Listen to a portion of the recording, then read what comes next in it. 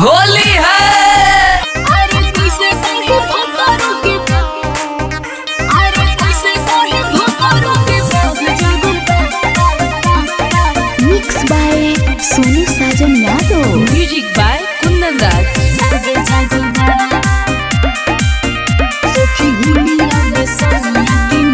हमर भाग जागल बा उनकर काम जागल बा।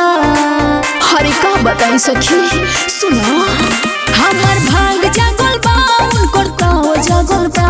सखी होलिया में सोइया के नाग जागल बा, सखी होलिया में सोइया के नाग जागल बा।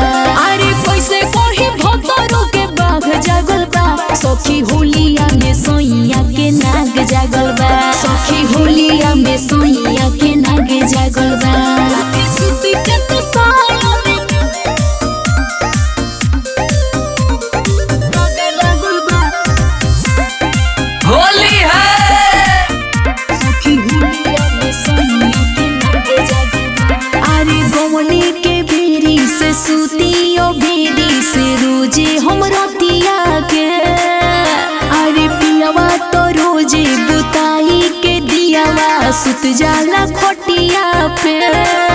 रोज तोर पीले हम तो से जरिया हो, जैसे पानी बिना तोर पे मछरिया हो।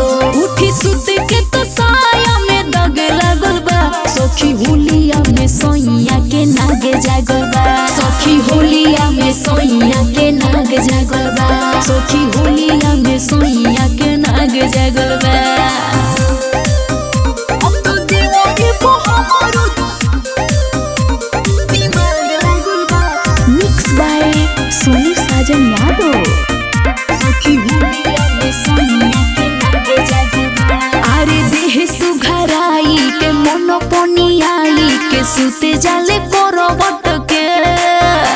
जितेंद्र देहाती नहीं एको हो राती करे सेज प उचित फोटो के।